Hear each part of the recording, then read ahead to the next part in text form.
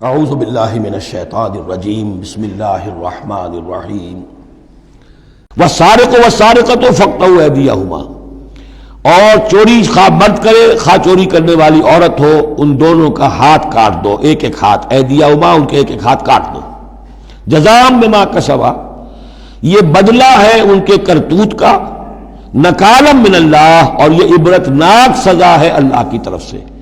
اب دیکھیے یہاں میں مثال دیتا ہوں آپ کو اہل قرآن کی حکمت اور ان کی سمجھداری کی۔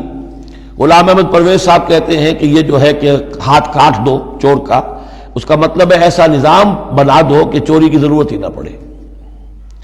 اچھا یہ تو ہم بھی چاہتے ہیں کہ نظام ایسا ہو، کفالت عامہ ہو، کوئی شخص مجبوراً چوری نہ کرے، اس لیے کہ اس کی کفالت کے لیے اگر موجود ہے، وہ ریاست جو ہے اس کی تمام بنیادی ضروریات کی وہ انڈر رائٹ کر رہی ہے، تو اسے چوری کی ضرورت نہیں ہے۔ ہم بھی چاہیں گے کہ یہ بات ٹھیک ہے، لیکن یہ کہ اس کا مطلب یہ ہے، یہ غلط ہے۔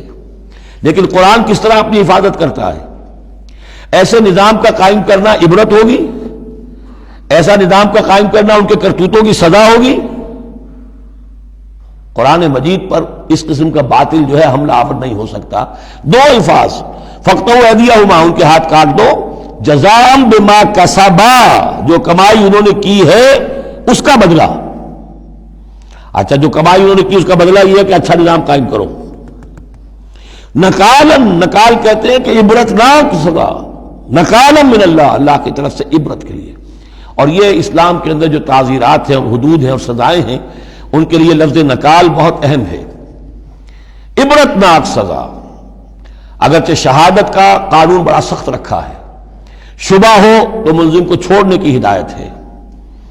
جو آج بھی دنیا کے اندر جو اصول ہے کہ جو بھی ڈاؤٹ ہے اس کا فائدہ جو ہے، شک کا فائدہ وہ ملزم یا ملزم کو جائے گا، لیکن یہ ساری کے باوجود اگر ثابت ہو گیا ہے، اب سزا وہ دو کہ ایک کو سزا ملے اور لاکھوں کی آنکھیں کھل جائیں، تاکہ آئندہ سے پھر یہ جرم کرنے کی ہمت کسی میں نہ ہو۔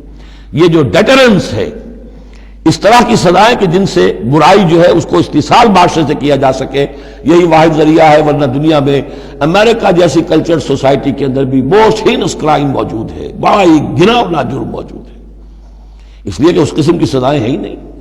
لوگ جرم کرتے ہیں، جیل میں رہے، عیش کیا، کچھ دیر کے بعد پھر آئے، پھر جرم کیا، پھر چلے گئے، باہر جا کے کیا کریں گے، وہاں تو سرکاری مہمان ہیں۔ تو یہ سارا فلسفہ جو ہے نتیجہ کہ جرم جو ہے ان کا وہ بڑھتا چلا جا رہا ہے۔ والسارق والسارقۃ فاقطعوا ایدیہما جزاء بما کسبا نکالا من اللہ واللہ عزیز حکیم، اللہ زبردست ہے، حکمت والا۔ فمن تاب من بعد ظلمہ واصلح فإن اللہ یتوب علیہ، تو جس نے بھی توبہ کر لی اس کے بعد اپنے ظلم اور اپنے جرم کے پیچھے واصلہ اور اصلاح کر لی، تو اللہ قبول کرتا ہے اس کی توبہ کو۔ ان اللہ غفور الرحیم، یقیناً اللہ غفور الرحیم ہے۔ لیکن جرم کی سزا دنیا میں ختم نہیں ہوگی۔ ایک جرم جو کیا ہے وہ جرم ہے دنیا کا، گناہ ہے اللہ کا۔ جرم کی سزا دنیا میں ملے گی، گناہ کی سزا اللہ نے دینی ہے، اس کو اللہ معاف فرما دے گا اگر توبہ کی ہے۔ اگر توبہ نہیں کی ہے تو پھر یہ کہ اس کی سزا بھی ملے گی۔ صدق اللہ العظیم۔